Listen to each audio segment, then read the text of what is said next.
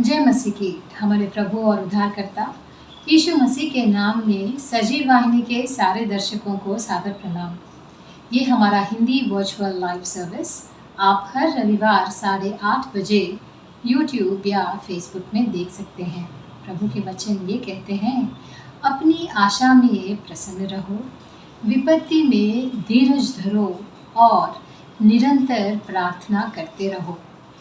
जो कुछ भी आपकी समस्या हो, प्रार्थना में उसका हल पा सकते हैं, क्योंकि विश्वास से जब हम विनती करते हैं प्रभु सुनता है। चलिए इसी विश्वास के साथ कुछ गीतों से इस प्रभु की स्तुति आराधना करें और प्रार्थना करें कि प्रभु आज हम सब से प्रत्येक रूप से बात करें। प्यारे प्रभु जी, हम आपके चरणों में आते हैं। आपका बहुत बहुत धन्यवाद। आपने प्रभु जी हमें एक और हफ्ता दिया हमारे ज़िंदगी में, ताकि हम आज के प्रेयर सर्विस में आ सके। प्रभु जी, हम आपके शुक्रगुजार हैं। आपने हमें बचाए रखा, हर गतिविधियों में आपने हमारा साथ दिया। हमें पता है प्रभु जी, जब कोई भी हमारे साथ नहीं था, आपने हमारा साथ बनाए रखा। आपका बहुत बहुत धन्यवाद। आज की तारीख में प्रभु जी, हम आपसे फिर से मुलाकात करना चाहते हैं, वचन सुनना चाहते हैं, आराधना करना चाहते हैं। आज जो भी भाई बहन यहाँ पे आए हुए हैं प्रभु जी ऑनलाइन सर्विस में, या आगे के आने वाले दौर में कोई भी देख रहा होगा, उनकी हृदय से आप बात करें, हृदय को छुइए प्रभु जी। आज के वचन से, आज की आराधना से उनकी प्रभु जी हर गतिविधियों में आपका साथ बनाए रखें। उनको एक वचन दीजिए ताकि वो फिर से बल पा सकें। प्रभु जी, आपने हमें ऐसा मौका दिया, आपका बहुत बहुत धन्यवाद। आदि से अंत तक प्रभु जी आज के प्रेयर सेशन को आपके हाथ में सौंपते हुए, हमारा इसमें कुछ नहीं है प्रभु जी, आप अगर बल देंगे, ज्ञान देंगे तो हम आगे बढ़ पाएंगे। आप हमारे साथ बनाए रखिए प्रभु जी। आपका बहुत बहुत धन्यवाद। आज के समय का आपको हाथ में सौंपते हुए यीशु मसीह के नाम पे मांगते हैं, आमीन आमीन आमीन। Praise the Lord. Let's all sing a Hindi worship song together. तेरे नाम के लिए जिए हम song. Yeah. तेरे नाम के लिए जिए हम, तेरे नाम के लिए जिए हम, तेरे नाम के लिए जिए हम, तेरे नाम के लिए जिए हम। तू बड़े मैं घटूं, मेरे जीवन से महिमा तुझे मिले।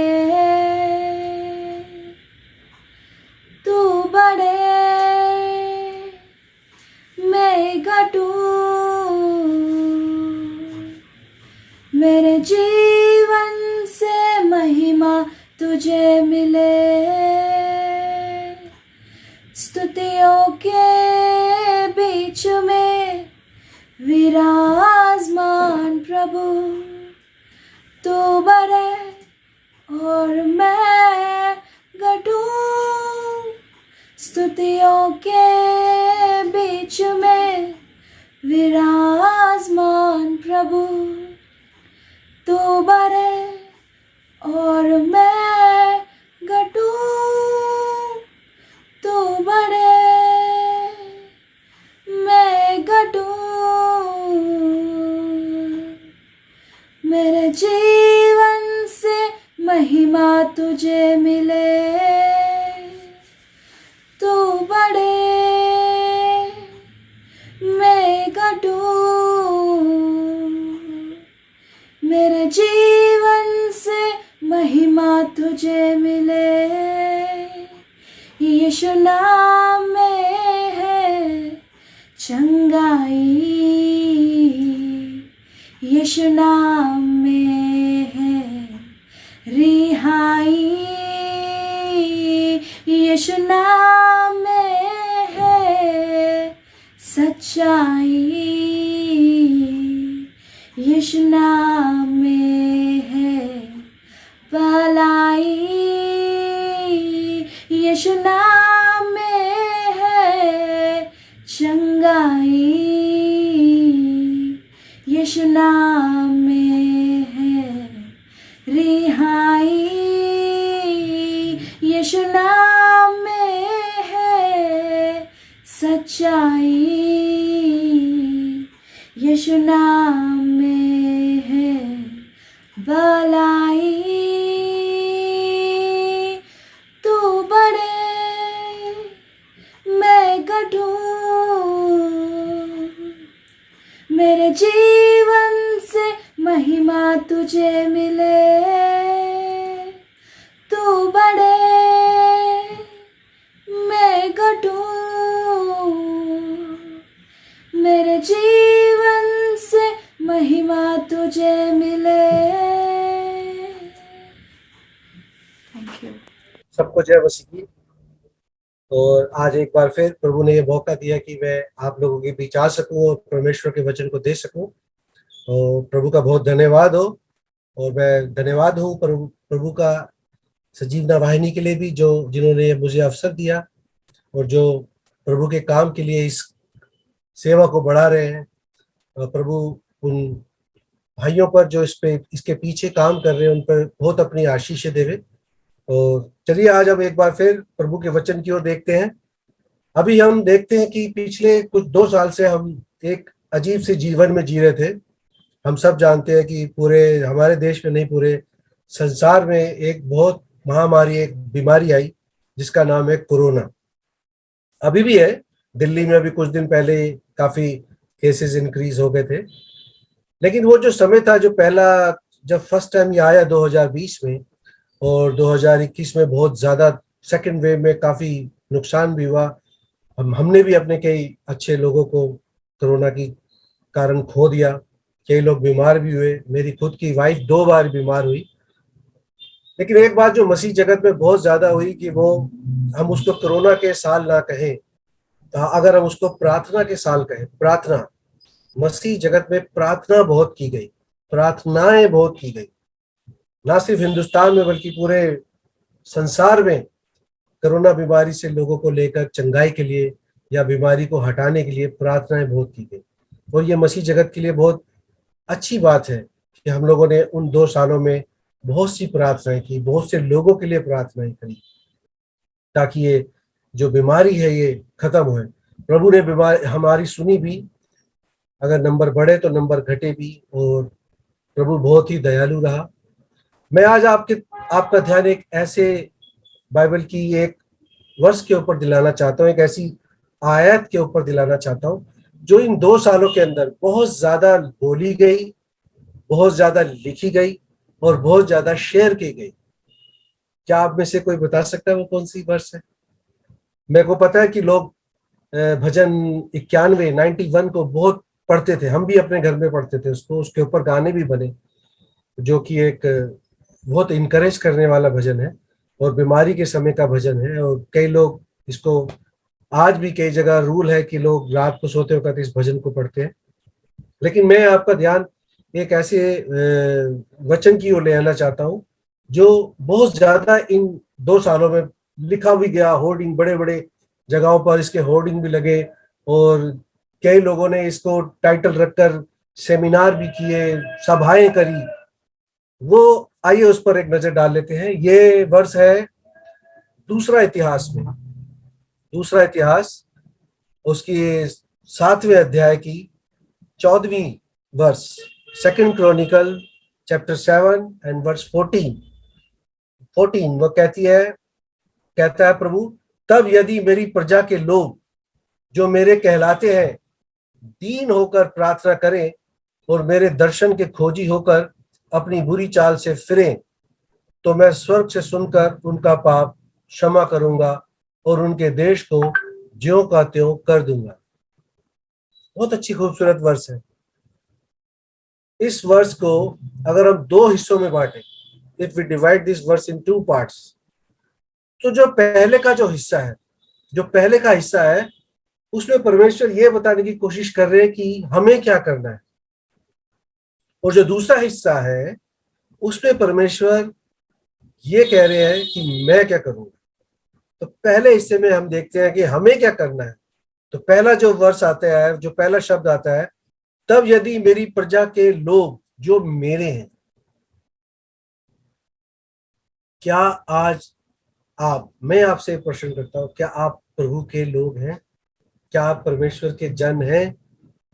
बिल्कुल है। आप इस वचन को सुन रहे हैं, आपके हाथ में बाइबल है, बिल्कुल है। लेकिन क्या आप बहुत नजदीकी से परमेश्वर की तरफ हैं? क्या आप बहुत नजदीक है परमेश्वर के? यदि आपका उत्तर हाँ है, तो परमेश्वर आपको बहुत आशीष दे। यदि आप परमेश्वर से दूरी बनाकर चल रहे हैं, तो मैं आगे बताऊंगा इसके क्या क्या रिजल्ट होते हैं, इसके क्या क्या परिणाम हो सकते हैं। लेकिन बड़ा जरूरी है कि जब हम परमेश्वर के पास आए, जब हम परमेश्वर से प्रार्थना करें, और जब हम परमेश्वर के वचन को दें, तो बड़ा जरूरी है कि हम पहले परमेश्वर के गले में शामिल हो, उसके परिवार में शामिल हो। हम परमेश्वर के लोग बने, परमेश्वर के मन पसंद आने वाले लोग बने। जैसे दाऊद था, मूसा था, अब्राहम था। ये परमेश्वर के बहुत ही करीबी लोग थे, दिल पसंद थे लोग, प्रभु इनको बहुत पसंद करता था। क्या हम प्रभु के लोग हैं? हमें इस पर विचार करना है। सिर्फ चर्च जाना, बाइबल पढ़ना अच्छी बात है। आप चर्च जाते हैं, बाइबल पढ़ते हैं, रेगुलर रीड करते हैं, ये बहुत अच्छी बात है। लेकिन क्या आप ये कहते हैं कि मैं प्रभु का लोग हूं, प्रभु के परिवार से हूं? I am a part of lord's family. क्या मैं प्रभु के परिवार का हिस्सा हूं? यदि है, यदि हाँ, तो प्रभु के परिवार में आपका स्वागत है। अगर आप आप प्रभु के लोग हैं, तो आगे मैं बताता हूं इसका क्या रिजल्ट होता है, इसके परिणाम क्या है। फिर दूसरा वो शब्द आता है वहां पर, कहलाते हैं दीन होकर प्रार्थना करें, हम्बल योरसेल्फ। दीन होना, मैं बताना चाहता हूं आपको कि नया नियम और पुराने नियम और नए नियम दोनों में दीन होने को परमेश्वर के सबसे करीबी रिश्ते में आती है बात। यदि आप दीन हैं, तो आप परमेश्वर के सबसे ज्यादा करीब हैं। If you are humble yourself, you are very near to God. आप परमेश्वर के बहुत नजदीक हैं। अपने आप को दीन करना बड़ा जरूरी है। कई मसीह लोग अपने आप को दीन नहीं करते हैं, वो अपने ही किसी जिसको कहना चाहिए घमंड में रहते हैं। अच्छी प्रीचिंग है उनकी, वेरी गुड, बहुत अच्छा प्रीच करते हैं, उसमें कोई शक नहीं है। बाइबल भी पढ़ी है, बाइबल भी पढ़ते हैं, चर्च में भी सब ठीक है। लेकिन जब वो पब्लिक में जाते हैं या मसीह लोगों से मिलते हैं, तो उनमें एक अकड़ होती है, एक घमंड होता है। वो परमेश्वर हमेशा कहता है कि मैं घमंड से भरी आंखों को पसंद नहीं करता। परमेश्वर की दृष्टि में घमंड से चढ़ी आंखें, बाइबल बताती है, प्रभु को बड़ी इन चीजों से नाराजगी होती है, प्रभु नाराज हो जाता है। तो प्रभु आपको दीन बनाने के लिए परमेश्वर बहुत सारे वचन देता है।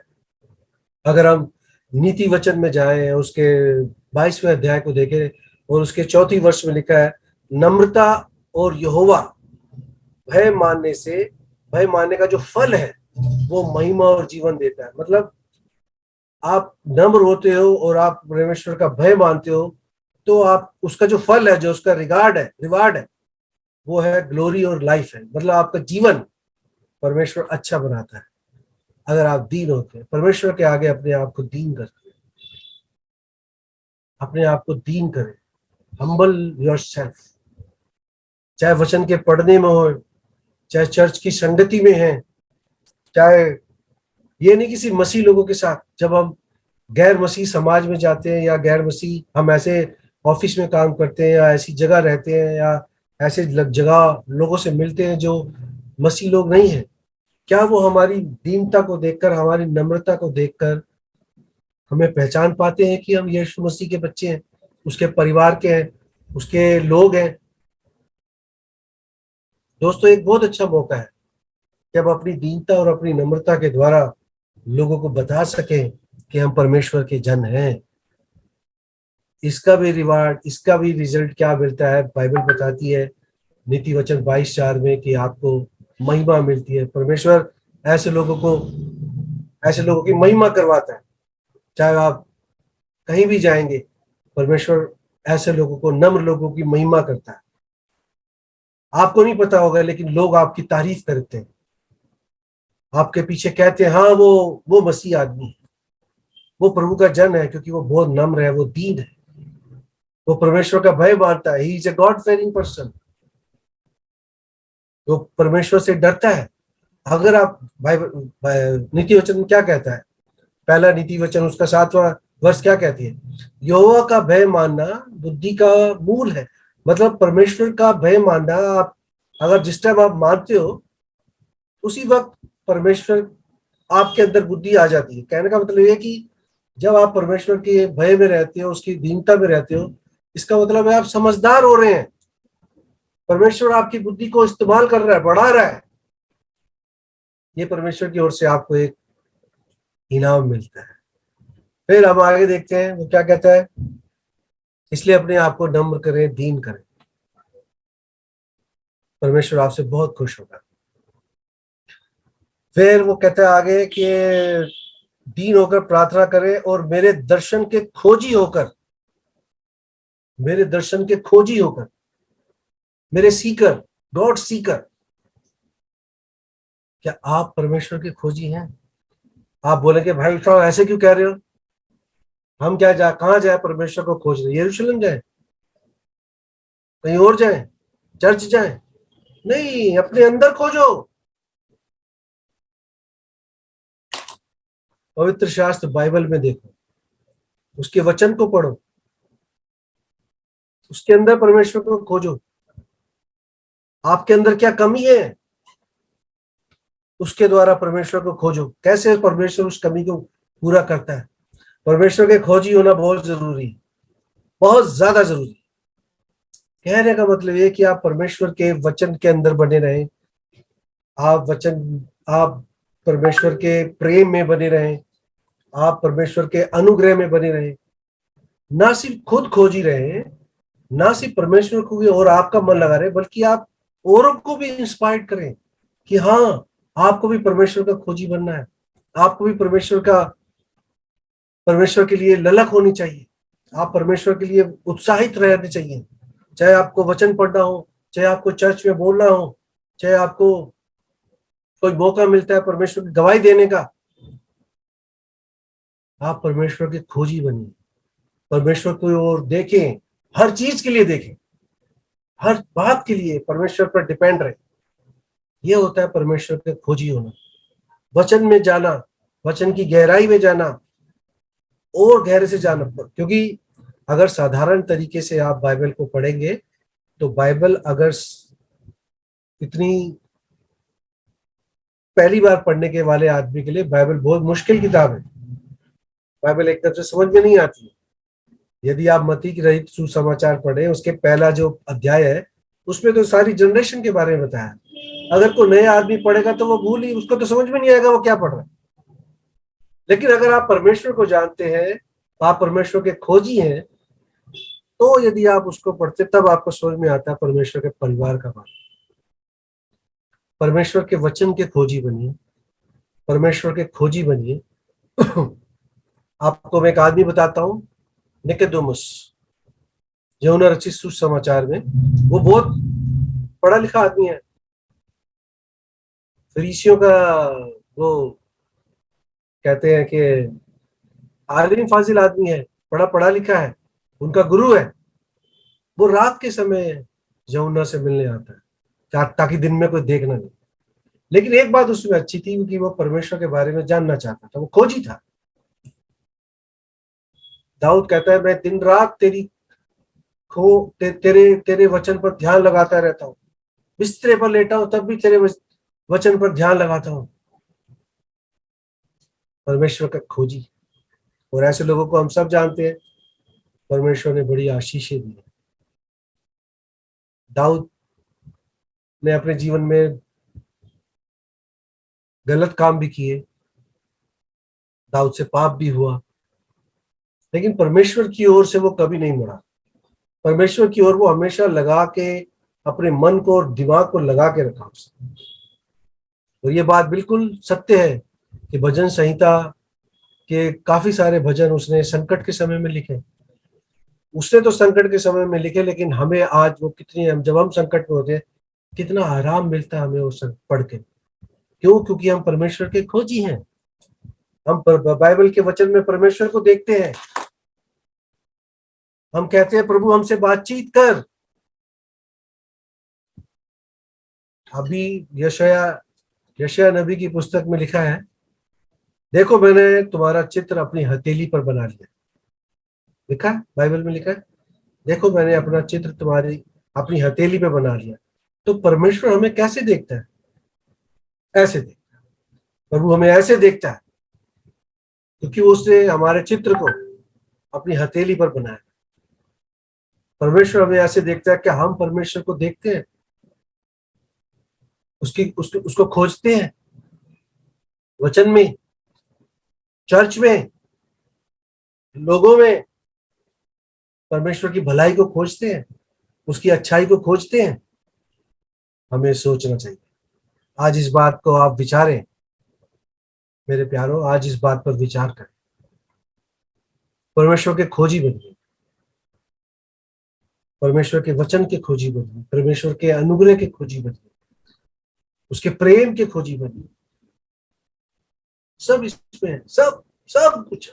बाइबल एक ऐसी पुस्तक है जिसमें सारी समस्याओं का समाधान है।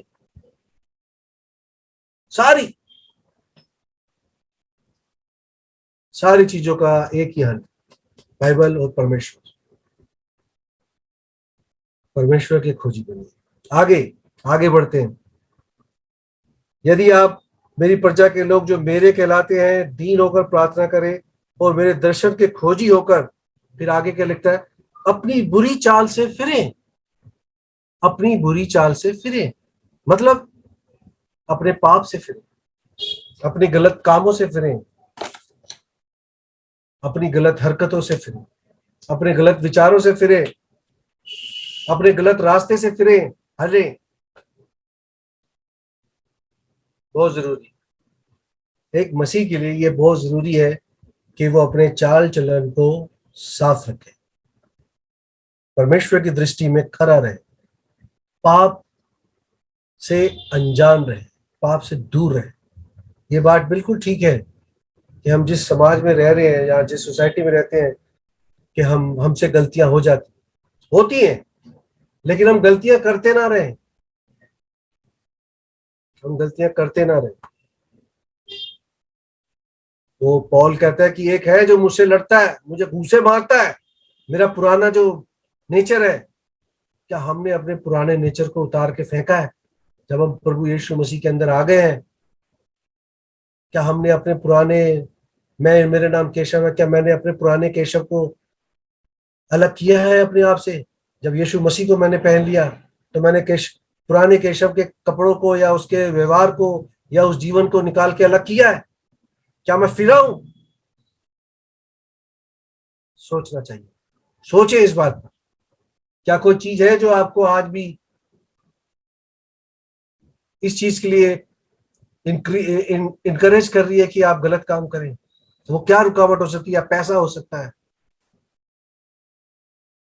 कोई बहुत बड़ा आपको पद चाहिए, उसके लिए आप कुछ गलत करने जा रहे हैं।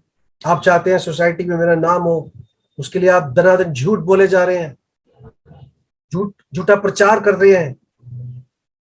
अरे आप तो अपने जीवन से फिरे नहीं, फिर प्रभु यीशु मसीह के आप जन कैसे हो गए? आपने तो, आपकी प्रार्थना कैसे सुनी जाएगी? नहीं, बिल्कुल नहीं। आपको दीन होना है, आपको उसका खोजी होना है, आपको अपने पाप से फिरना है, आपको त्याग देना है, अपने गलत हरकतों को छोड़ देना है, गलत विचारों को छोड़ देना है, हर उस बात को जिसके द्वारा जो परमेश्वर को दुखी करती है, हर एक उस चीज को त्याग देना है, छोड़ देना। मुश्किल है, बहुत मुश्किल है, लेकिन इम्पॉसिबल नहीं है, असंभव नहीं। आप कर सकते हैं। कैसे कर सकते हैं? यदि आप परमेश्वर के खोजी, यदि आप दीन हैं, यदि आप अपने मन से, यदि आप प्रार्थना करते हैं पूरे मन से, सच्चे मन से, आप बदल सकते हैं। आप बदले भी हैं, क्योंकि जिस दिन हमने परमेश्वर को ग्रहण किया, प्रभु का पवित्र आत्मा ने हमारे जीवन को चलाना शुरू कर दिया। ये सबसे बड़ा बदलाव, कि अब हम अपने चलाए नहीं चलते, प्रभु का आत्मा हमें चलाता है। ये सबसे बड़ा बदलाव है। 4 जो चीजें थी हमने इसमें देख ली कि प्रभु हमें क्या करनी है, हमें क्या करना है परमेश्वर के लिए। हमें परमेश्वर के लोग हैं तो हमें क्या करना है। हमने जल्दी से देख लेते, 4 चीजों को देखा कि हमें परमेश्वर का जन बनना है, हमें दीन होना है, और उसके दर्शन के खोजी होना है, और अपनी बुरी चाल से फिरना है। 4 चीजें यदि हमने अपने जीवन में कर ली, ये बदलाव ला दिया, तो मेरे प्यारों अब आगे से आगे प्रभु का काम शुरू होता है। प्रभु का काम शुरू होता है आपके जीवन में। यदि ये 4 बदलाव आपके जीवन में आ गए, परमेश्वर का काम फिर शुरू होता है। आगे पढ़े क्या लिखा है, अब परमेश्वर का काम शुरू होगा। यदि आपने 4 चीजें कर ली, तो अब परमेश्वर का काम शुरू होता है। 4 चीजें हमें करने के लिए बोला। अगर मैंने पहले ही बोला था इस वर्ष को 2 भागों में बांटते हैं। पहले का हिस्सा है जो हमें करना है, बाकी का हिस्सा वो है जो प्रभु करेगा, जो परमेश्वर करेगा हमारे लिए। अब परमेश्वर का हिस्सा शुरू होता है कि परमेश्वर हमारे लिए क्या करेगा। आगे बढ़ते, तो मैं स्वर्ग से सुनकर, हाँ, क्या बड़ी बात है, कितनी प्यारी बात है। हम दीन हुए, हम परमेश्वर के खोजी बने, हमने अपने मन फिराकर प्रार्थना करी, तो प्रभु ने क्या किया, हमारी प्रार्थना को सुना। उसने हमारी प्रार्थना पर क्या लगाया, कान लगाया। परमेश्वर हमारी प्रार्थना को सुनता है यदि हम ये 4 बदलाव अपने जीवन में लाते हैं। स्वर्ग से सुनता है प्रभु यीशु मसीह। परमेश्वर सुनता है आपकी प्रार्थना को, कान लगाता है। यदि ये 4 बदलाव, और भी कई सारे बदलाव है, लेकिन मैं इस वर्ष के ऊपर ही रहना चाहता हूँ। ये 4 बदलाव आने के बाद परमेश्वर का काम क्या शुरू होता है, तो मैं स्वर्ग से सुनकर, परमेश्वर आपकी प्रार्थना को सुनेगा, परमेश्वर आपके वचन पढ़ने को सुनेगा, परमेश्वर आपकी आराधना को ग्रहण करेगा, उसको सुनेगा जब आप चर्च जाएंगे। परमेश्वर आपके परिवार की संगति को, जो आप परिवार का बाइबल टाइम होता है, उस पर ध्यान लगाएगा, उस पर कान लगाएगा। परमेश्वर आपकी प्रार्थना पर कान लगाएगा, और न सिर्फ कान लगाएगा, ना सिर्फ सुनेगा। हमारा परमेश्वर सुनकर अनसुना करने वाला परमेश्वर नहीं है, वो सुनकर जवाब देने वाला परमेश्वर। और आगे पढ़िए वो क्या कहता है, प्रभु परमेश्वर क्या कह रहे हैं, तो मैं सुनकर उनका पाप क्षमा करूंगा। मतलब आपके पहले, सबसे पहले वो आपके जीवन से बुराई को निकाल देगा। आपकी प्रार्थना उसके तक जाएगी, सबसे पहले वो आपके जीवन से उस पाप को निकालेगा, उस बुराई को निकालेगा जिसमें आप फंसे हुए। और सुनकर वो क्या करेगा, उनके देश को ज्यों का त्यों कर दूंगा। जिस स्थिति को आप चाहते हैं, प्रभु के लिए प्रार्थना कर रहे हैं, प्रभु मेरे पास ये नहीं है, आप दीन है, आप परमेश्वर के खोजी है, आप प्रभु को अपने, आप परमेश्वर के खोजी, आप परमेश्वर दीन हो गए, आप परमेश्वर के जन है, आपने अपने पापों से मन फिरा लिया, आपने प्रार्थना करी, प्रभु मुझे ये मेरे जीवन में हो जाए, प्रभु उस काम को कर देगा। परमेश्वर उस काम को कर देगा, मतलब आपकी प्रार्थना का जवाब आपको देगा। प्रार्थना आपकी किसी भी विषय को लेकर हो सकती है, आपकी शिक्षा को लेकर हो सकती है, आपके परिवार को लेकर हो सकती है, किसी भाई से मन मुटाव है उसको लेकर हो सकती है, किसी बहन से मन मुटाव है उसको लेकर हो सकती है, या परिवार में नहीं बनती, उसके चर्च में किसी सदस्य से कुछ मन मुटाव है। कैसी भी प्रार्थना हो, या किसी भले के लिए हो, किसी बीमारी के लिए, कोई बीमार है, कोई भाई बहन बीमार है, उसके लिए आप प्रार्थना कर रहे हैं, परमेश्वर उसका जवाब देता है। लेकिन यदि आप इन सब चारों चीजों को नहीं करते, तो परमेश्वर आपकी प्रार्थना को क्यों कर सुनेगा, क्यों उसका जवाब देगा। भाई जो परमेश्वर कह रहा है आपको करने के लिए, आपने तो किया नहीं। लेकिन जैसे ही आप ये सब कुछ कर लेते हैं, परमेश्वर अपने कान आपकी बातों में लगाता है, आपकी प्रार्थना में लगाता है, और ना सिर्फ लगाता है, आपकी स्थिति को दोबारा से ठीक कर देता है। आपकी प्रार्थना का जवाब देता है। आगे फिर 15वीं वर्ष में कहता है, जब आप ये सब कर लेते हैं उसके बाद से आपकी हर प्रार्थना का जवाब, हर प्रार्थना को परमेश्वर सुनता है और उसका जवाब देता है। 15वीं आयत में क्या लिखा है? 15वीं में, अब से जो प्रार्थना इस स्थान में की जाएगी उस पर मेरी आंखें खुली और मेरे कान लगे रहेंगे। आज से जो कोई भी हो, आप सामने बैठे कोई भी भाई या बहन हो, जब आप परमेश्वर के जन्म में हैं, आप दीन हैं, आपने अपने बुरे कामों से मन फिरा लिया है, आपने प्रार्थना करी है, परमेश्वर आपकी प्रार्थना पर कान लगाता है। परमेश्वर अपनी आंखें आपके ऊपर बना के रखता है। वो स्वर्ग से आपके ऊपर अपनी आंखें दृष्टि बना के रखता है। भजन में लिखा है, देखो वो स्वर्ग से हमारे ऊपर दृष्टि करता है। मेरे बच्चे क्या कह रहे हैं, मेरे बच्चे क्या कर रहे हैं। कहने का मतलब ये आपके ऊपर पिता के समान हाथ रखता है, आपके ऊपर अपनी दया को बना के रखता है, आपके ऊपर अपनी आंखों को लगा के रखता है। ऐसे आपको देखता है, ऐसे आपको देखता है। मैंने तुम्हारा चित्र अपनी हथेली पर बनाकर, ऐसे वो आपको देखता है, क्योंकि उसकी दृष्टि आपके ऊपर लगी है, उसके कान आपकी प्रार्थना पर लगे हैं, आप उसका मन आप पर लगा हुआ है। अगर हम परमेश्वर के जन हैं, अगर हम दीन हैं, हमने अपने आप को दीन किया है, हम अपने बुरी चाल से फिरे हैं,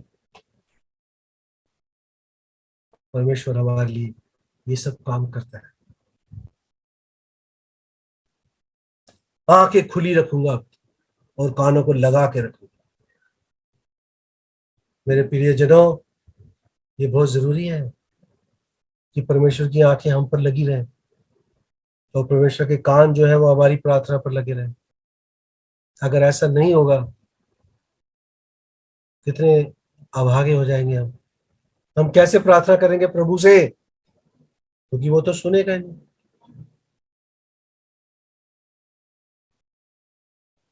हम कैसे परमेश्वर के आराधना कर सकेंगे, क्योंकि उसकी आंखें तो हमारे ऊपर लगी, क्योंकि हमने परमेश्वर का कहना नहीं माना, हम परमेश्वर के बताए हुए रास्ते पर नहीं चले,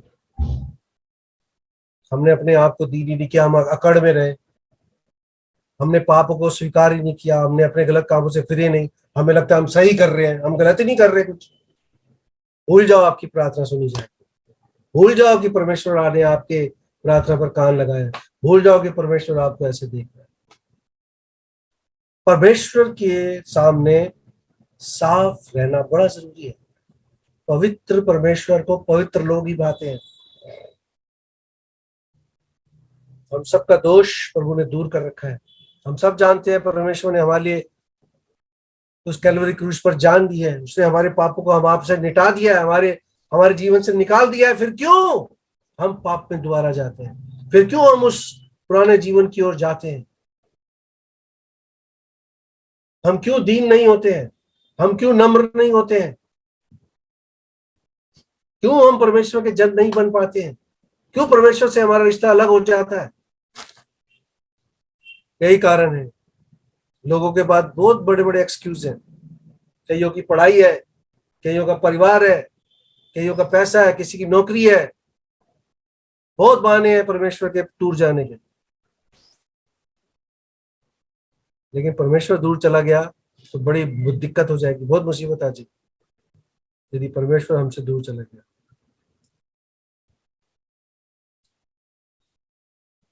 एक चर्च में एक बहुत अच्छा भाई था, बड़ा रेगुलर आता जाता था। अचानक उसने चर्च में जाना बंद कर दिया। 1 महीना हो गया, 2 महीने हो गए, वो नहीं आ रहा। पास्टर साहब को बड़ी चिंता हुई, उसकी बड़ा अच्छा भाई है, वो क्यों नहीं आ रहा। तो एक दिन इतवार के दिन, रविवार को आराधना के समय, आराधना के बाद उस पास्टर ने सोचा कि मैं आज उस भाई से मिलकर आऊं। सर्दी का टाइम था, ये इंग्लैंड की बात है या कहाँ की, अमेरिका की बात है, मुझे याद नहीं, मैंने भी पढ़ा था। सर्दी का टाइम था और पुराने जमानों की वक्त की बात है, जिस टाइम ये हीटर वगैरह नहीं होते थे। उन्होंने देखा कि वो आदमी ठंड में सुकड़ के बैठा हुआ है कंबल के अंदर ब्लैंकेट जो भी था, और अंगीठी ताप रहा है, अंगीठी आग लगा के कोयले। तो उसने बोला, भाई आप बड़े दिनों से नहीं आ रहे। उसने शिकायतें करने लगे वहां। अरे पास्टर साहब, मुझे वो फलाना भाई बड़ा बेकार लगता है, और आपके चर्च में सर्विस अच्छी नहीं है, बड़े लंबे लंबे मैसेज होते हैं और लंबा लंबा खींचते हो आप लोग, किसी को वचन पढ़ने का सेंस ही नहीं है, उल्टे सीधे तरीके से गलत कोट करते हैं। शिकायतें कर रहा था। पास्टर साहब ने कहा अच्छा ठीक है। उन्होंने क्या किया, बातों बातों में वो चिमटी होती है ना जिससे कोयले को आगे ऊपर नीचे करते हैं, उस एक कोयले को निकाला और बाहर रख दिया। बाहर रख दिया, बात करता रहा, चाय वाय पी, जो भी था। थोड़ी देर के बाद उसने उस आदमी से पूछा, ठीक है तुम्हारी 100 शिकायतें हैं, लेकिन आपने एक चीज नोट करी, मैंने एक कोयला बाहर निकाल के रखा था, वो क्या हो गया, उस कोयले का क्या हाल हुआ? अरे उसने देखा, गौर से देखा, हाँ पास्टर साहब वो कोयला तो ठंडा हो गया। पास्टर साहब कहते कुछ समझ में आया? जब तक आप प्रभु के साथ संगति नहीं करोगे, प्रभु के लोगों के साथ संगति नहीं करोगे, आप गर्म नहीं रहोगे। गर्म इन द सेंस, परमेश्वर के वचन में गर्म नहीं रहोगे, परमेश्वर के अनुग्रह में गर्म नहीं रहोगे, ठंडे पड़ जाओगे, ठंडे अलग थलग हो जाओगे। और अगर आप ठंडे पड़ गए तो हमारे देश में कहा जाता है, जब आदमी ठंडा हो जाता है तो समझ लो वो मर गया, है ना। तो परमेश्वर के साथ संगति करना, परमेश्वर के लोगों के साथ संगति करना, ये तभी संभव है जब हम अपने आप को परमेश्वर के तुल्य बनाए, परमेश्वर के जैसा बनाने की कोशिश करें। हमें कोशिश करनी चाहिए। ये ठीक है कि हम परमेश्वर नहीं बन सकते, बिल्कुल नहीं, लेकिन परमेश्वर जैसे बनने की कोशिश तो कर सकते हैं। नम्रता का पहला क्या था? दी नम्रता। परमेश्वर ने सबसे बड़ा एग्जाम्पल दिया नम्र होने का। उसने अपने चेलों के पैर धोए। वो राजाओं का राजा, प्रभुओं का प्रभु अपने चेलों के पैर धो रहा है। वो भी कब? जबकि पता है अगले दिन मैं मर जाऊंगा, अगले दिन मुझे सूली मिलेगी, अगले दिन मेरे कोई कोड़े पड़ेंगे। वो चेलों के पैर धो रहा है, एक एग्जाम्पल सेट कर जा रहा है, एक नमूना हमारे सामने पेश कर रहा है कि हमें कितना हम्बल होना है, कितना दीन होना है। हमें कोशिश करनी चाहिए, मसीह भाई बहनों से नहीं, सब लोगों के साथ नम्रता और दीनता के साथ पेश आए। जो मेरे लोग हैं, क्या हम प्रभु के लोग हैं? क्या हम वचन में पढ़ रहे हैं? क्या हम चर्च की एक्टिविटी में इन्वॉल्व हैं? हम कॉटेज मीटिंग के अंदर इन्वॉल्व हैं? अगर ऐसा है तो आप प्रभु के जन हो, आप प्रभु के लोग हो, प्रभु के परिवार के लोग हो।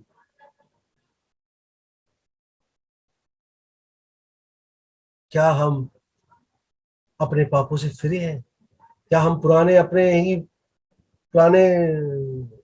जीवन को जिए जा रहे हैं? कोई बदलाव ही नहीं आया। प्रभु तो आ गया हमारे जीवन में, लेकिन हमारा जीवन तो बदला ही नहीं। प्रभु की ओर से कोई कमी नहीं है, कमी हमारी है, क्योंकि हम उस जीवन को छोड़ना ही नहीं चाहते। बड़ी हमें तकलीफ हो जाती है उस जीवन को छोड़ने। प्रभु चाहता है कि ये आप करें। फिर देखो प्रभु उसका रिजल्ट भी तो बताता है। वो आपके प्रार्थना पर, आपकी बात पर कान लगाता है, वो अपनी आंखें आपके ऊपर लगाता है और आपकी स्थिति को, आपके बुरी चीजों को, आपकी प्रार्थना के जवाब को जैसा आप चाहते हैं कर देता है, जवाब दे देता है। ज्यों का त्यों कर दूंगा, इसमें लिखा है, ज्यों का त्यों कर दूंगा। जैसा तो आप चाहते हो मैं वैसा कर दूंगा आपके लिए। क्या आप मेरे लिए चेंज होगे? हालांकि ये जो विषय में कहा जा रहा है, ये एक डेडिकेशन है सुलेमान के मंदिर का। तब ये परमेश्वर बातें कर रहा है उससे, वहां पर ये बातें कही गई है। लेकिन उस समय के कंटेंट, उस समय के सिनेरियो को देखकर ये चीजें आज भी हमारे जीवन में लागू होती है। जो निर्देश सुलेमान को दे रहा है प्रभु। आगे क्या कहता है? 16वीं वर्ष में कहता है अपने मंदिर के लिए, क्योंकि अब मैंने इस भवन को अपनाया और पवित्र किया है कि मेरा नाम सदा के लिए इसमें बना रहे। मेरी आंखें और मेरा मन दोनों मिला यही रहेंगे, नित्य यही रहेंगे, नित्य। ये आपके लिए, मेरे लिए। हम परमेश्वर का मंदिर है, भूल गए? पौलुस ने क्या कहा? हम परमेश्वर का मंदिर है। यदि हम में ये सब बदलाव है, प्रभु का वायदा देखो क्या खूबसूरत है। ओहो प्रभु तेरा धन्यवाद हो, क्या वायदा दिया आपने। नित्य मेरा मन यहाँ लगा रहेगा, तुम पर लगा रहेगा। ये जो भाई मेरे वचन को सुन रहे, वो बहन जो सुन रही है, इन पर मेरा मन लगा रहेगा, मेरी आंखें इनके ऊपर लगी रहेंगी। परमेश्वर आज आपसे ये वचन कह रहा है, बोल रहा है। जरूरत है हमें अपना जीवन बदलने की, परमेश्वर के अनुसार अपने जीवन को चलाने की हमें जरूरत है। क्या खूबसूरत वायदा है 16वीं वर्ष में, क्या खूबसूरत वायदा। अगर आपके पास बाइबल है तो पढ़ो उसको, खुश हो जाओ पढ़ के। ये आप ही के लिए। यदि आप परमेश्वर के जन हो, आप दीन हो, आप अपनी बुरी चाल से फिर चुके हो, परमेश्वर की आंखें आपके ऊपर लगे नित्य, हमेशा। और उसके कान आपकी ओर लगे हमेशा, 24/7, 7 दिन 24 घंटे। हम तो सो जाते हैं, प्रभु नहीं सोता है। वो सोते हुए भी हमारी रखवाली करता है। उसकी दया, उसकी जो करुणा है वो हम पर बनी रहती है। दोस्तों, आज का ये जो संदेश है, इस संदेश का टाइटल भी यही है, प्रभु के लोग, गॉड्स पीपल। क्या हम परमेश्वर के जन हैं? तो ये संदेश आपके लिए। खुश हो जाइए कि आप परमेश्वर के जन हैं। खुश रहिए, परमेश्वर ने आपसे एक वायदा दिया है आज के शाम कि आप, परमेश्वर की आंखें आपके ऊपर लगी हों, परमेश्वर के कान आपकी प्रार्थना पर लगे, और हमेशा, नित्य, रोज, हमेशा। प्रभु कभी नहीं छोड़ता। बहुत बड़ा अच्छा वायदा दे रखा उसने, ना तो मैं तुम्हें छोड़ूंगा और ना ही मैं तुम्हें त्यागूंगा। हम छोड़ दें वो बात अलग है, हम त्याग दें वो बात अलग है। प्रभु ना हमें छोड़ेगा ना हमें त्यागेगा। क्यों? क्योंकि हम परमेश्वर के लोग हैं। बड़ी भारी कीमत उसने दी है, अपना खून दिया है, अपना बलिदान दिया है उस कैलवरी क्रूस पर, हमें अपना बनाने के लिए, हमें अपने गॉड्स पीपल बनाने के लिए, प्रभु के जन बनाने के लिए। बहुत बड़ी कीमत उसने चुकाई। उस कीमत को समझो मेरे भाइयों, उस कीमत को समझो मेरे प्रियजनों, और परमेश्वर के अनुसार, परमेश्वर की इच्छा के अनुसार अपने जीवन को चलाओ। मैं धन्यवाद देता हूं एक बार फिर कि आज के शाम आपने इस वचन को सुना। प्रभु आप सब पर आशीष दे, इस सेवा पर आशीष दे, और होने दे कि हम परमेश्वर के अनुसार अपने जीवन को चलाएं। प्रभु आप सबको आशीष दे। आइए हम प्रार्थना के साथ इस सभा को समाप्त करते हैं। प्रभु जी, हम धन्यवाद देते हैं कि आपने ये सुंदर और अच्छा समय दिया प्रभु जी, कि हम एक बार फिर आपके वचन की ओर आए, आपके वचन को पढ़े, मनन करें, और प्रभु जी आपकी इच्छा को जाने। हम आपके जन हैं प्रभु जी, हम आपके लोग हैं। हम अपने जीवन को प्रभु जी आपकी ओर समर्पित करते हैं, अपने मनों को आपकी ओर लगाते हैं। आप हमारे जीवन को चलाएं प्यारे पिता परमेश्वर। आपके जो कान है वो हमारी प्रार्थना पर लगे रहते हैं, आपकी आंखें हमारे ऊपर सदा सदा बनी रहती हैं। इसके लिए हम आपको धन्यवाद देते हैं। आपकी दया दृष्टि प्रभु जी इसी प्रकार हम सब पर बनी रहे। हमें अपने वचन में, अपने प्रेम में, अपने अनुग्रह में, अपनी आशीष में निरंतर बढ़ाएं प्यारे पिता परमेश्वर। यही हम आपसे प्रार्थना करते हैं। एक बार फिर मैं धन्यवाद देता हूँ प्यारे पिता परमेश्वर, संजीवा जीवी इस टीम के लिए प्रभु जी, जो इस आपके काम को बहुत आपसे सेवा में कर रही है प्रभु जी। टीम से जुड़े हर सदस्य को, भाई प्रवीण कुमार और उनकी टीम के हर सदस्य को प्रभु जी आप आशीष देवें, अपने अनुग्रह इस सेवा पर बना के रखे प्रभु जी, और जो भी इनकी जरूरतें हैं उसको अपने स्वर्गीय भंडार से पूरा करें। एक बार फिर सुनने वाले तमाम भाई और बहनों के लिए आपको हृदय से धन्यवाद देते हैं। सब पर अपनी आशीष करिए, सबके परिवार पर अपनी आशीष दीजिए, सबके कामों पर आशीष दीजिए और सबकी जरूरतों को अपने स्वर्गीय भंडार से पूरा करिए। धन्यवाद के साथ प्रभु यीशु मसीह के नाम से मांगते हैं, आप सुनकर पिताजी इसको ग्रहण करिए। आमीन।